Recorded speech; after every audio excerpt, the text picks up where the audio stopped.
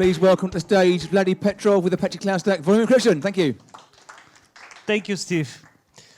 Okay, hello everyone. Welcome to my presentation about the volume encryption, a new feature in CloudStack.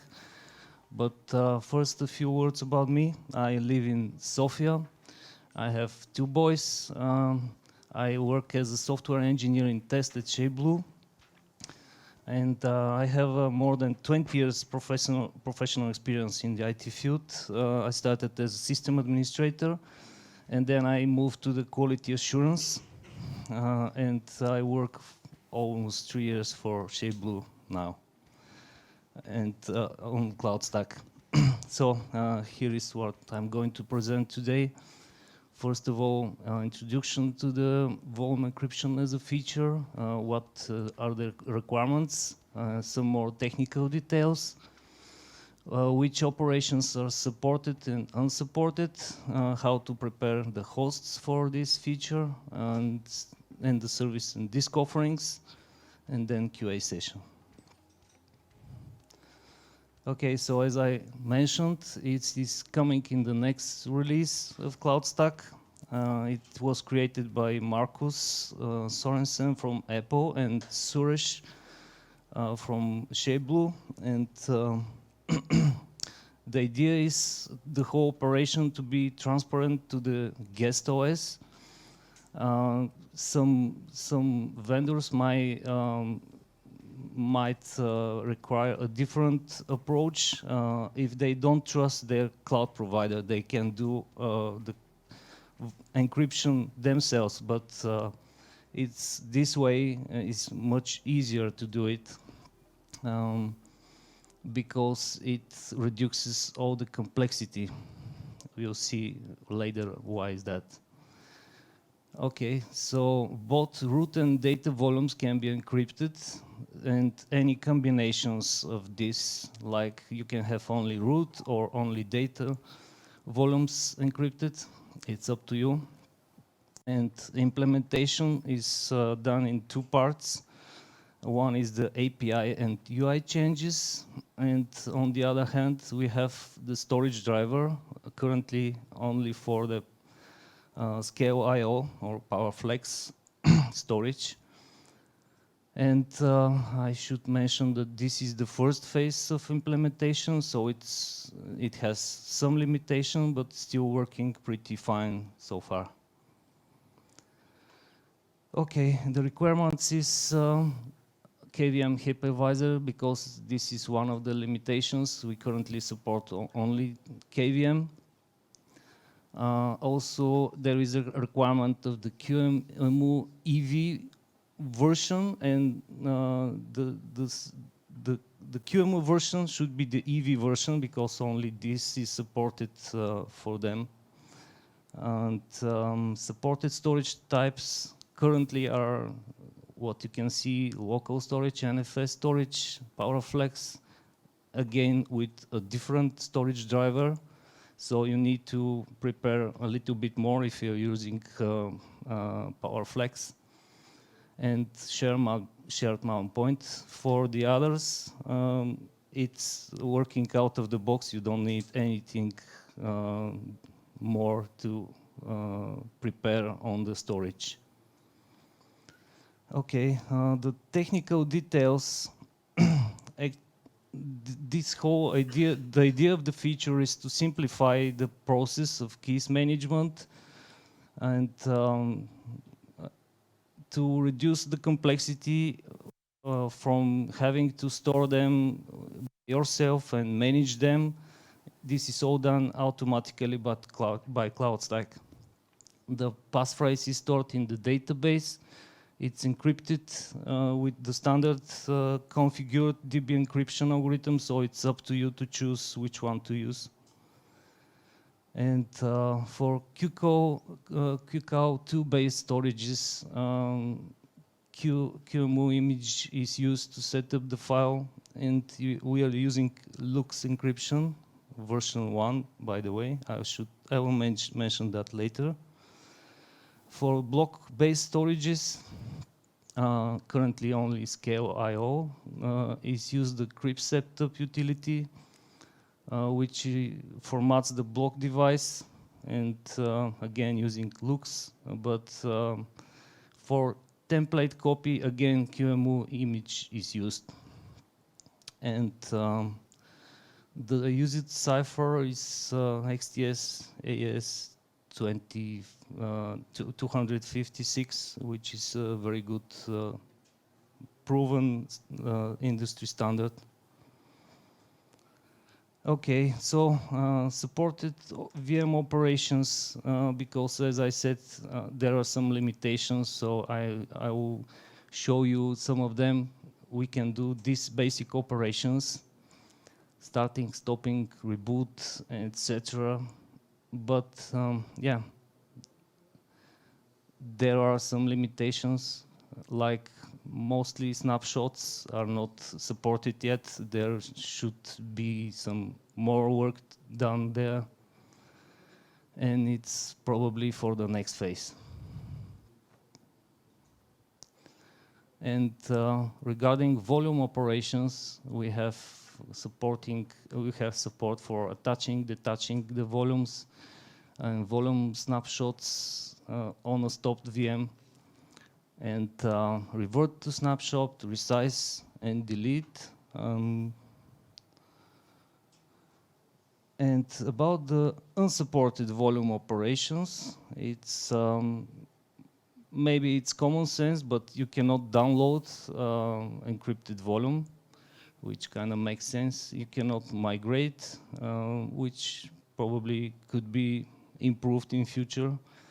We cannot do recurring snapshots, and we cannot create template from encrypted volume snapshot and volume from encrypted volume snapshot, which is again probably not a good idea to be supported anyway.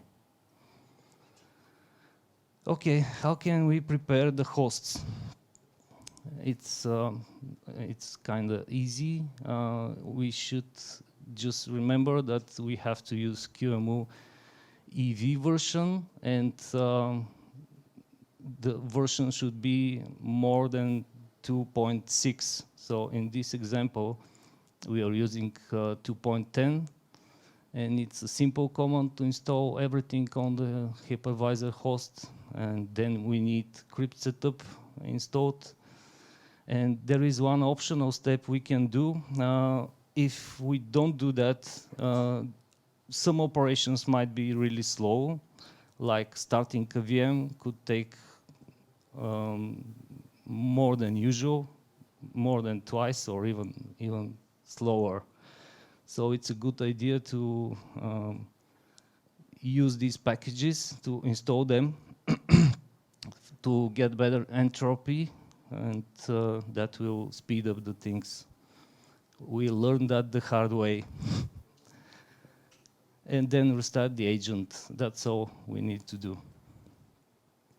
Then on the UI, we should verify if everything is fine and volume encryption is already supported after the restart. Like you see on this slide, there is volume encryption supported, should be true. Again, it is very important to check that, because you might lose some time trying to make it work and wondering why it doesn't work without looking at this. And what also we need is to create a special service offering. It's not enabled by default. So we need to create a special service offering and enable this toggle encrypt in order to be able to create some computing power. And then the other direction. And the disk offering also by default doesn't support it, of course, so we have to create a special one and enable again the encryption. It actually, I was thinking about the demo, but what I want to say that it is really transparent, so there is no way to see if it is an encrypted operation or not. It looks the same, actually. So anything is really like you already know it running. And what is the future of this feature? Of course, we can add support for other hypervisors and support more VM or volume operations. You see how many restrictions we have so far in this first phase of the project. We can support more storage types like Ceph, Limbit, or maybe store pool.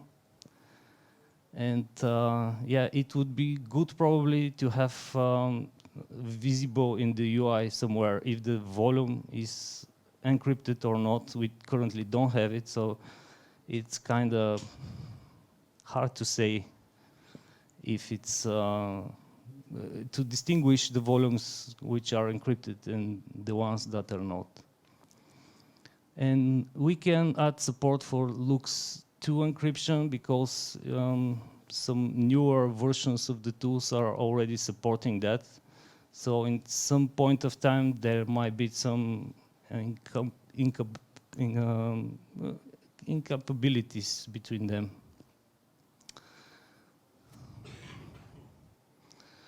And basically, that's it. Any questions? Okay, thank you very much, Vladi. Let me bring the mic round. Looks like a few hands up here. Who was first? Guido. So thanks for the talk. Thinking about the KVM agent, how it works, if you set a logging level to debug, you see the XML being presented to libvirt. That contains the secret, right, for unlocking the volume? Yes, you can see that. So if the log level would be on debug and you would take a physical machine, you would have the QCal file with the encryption keys in the log file on the same machine. Am I correct? Not really sure about that, but yeah, I should check this. That seems like a potential thing which we should fix then, if that's the case. Okay, yeah, makes sense. Can you tell some things about upgrading? Is it possible, for instance, to encrypt volumes of existing VMs after upgrading to the version that includes this? If you have the proper disk offering, you can do that. Or I didn't get the question. You mean Volume, right? if you have a normal volume and you try to upgrade it to encrypted one, right? For instance, yes. Yeah, I think so. Yeah. That means that you talked about reverting to snapshot. That's not going to work either. Yeah, currently it's not working. And since the migration doesn't work, it could be done probably with migrating to this disk offering with encryption, but it's not supported yet. Thank you. Okay. Luke, the chap behind you was first, I think, with a hand. Just a question regarding CPU overhead. Has that been investigated? How much impact there is on the CPU when doing encryption tasks on the volume? Yeah, we haven't specifically tested this and comparing, but I mean, it's pretty common, the LUKS encryption in Linux, so there is overhead, but it's not so visible usually. So most operations, you couldn't notice the difference, but we haven't measured specifically the difference in two cases. Okay, thanks. Just talking out of place here, it's possible that the encryption is actually accelerated by the CPU if it's got the AES extensions, which most do for a few years now. So I'm thinking it's quite fast. Now to my question. Sorry for. So what actually happened to snapshots? Are they completely like disabled when a volume is encrypted, or you just end up with some gibberish in a? No, there is a proper error message that this operation okay. is not supported on encrypted volumes. Okay, thank you. Thank you. Anything else? Oh, you're in trouble now, Lucian. Giles has got questions. Thanks, Vladi. I just want, is there a global setting that where sort of admin can allow encrypted volumes or completely disallow allow across the whole environment? No, that's not so far. Do you think that might be something in the future, or even down at sort of domain level? Or, Could be. yeah, Bobby's answer. It's offering based, so yeah. But you can do that with the it service depends offering. on the offering. Yeah, okay, I get it. Okay. Thank you. Any more questions for Vladi? Thank you. Thanks, Vladi. What operating system have you tested except CentOS 7? We tested with CentOS 7, Rocky 8, and I think Ubuntu. Yeah, Yeah, thank you. 20. Yes. Okay, I think that's it. There's no questions from the online audience. If that's all then, thank you very much, Vladi. Thank you.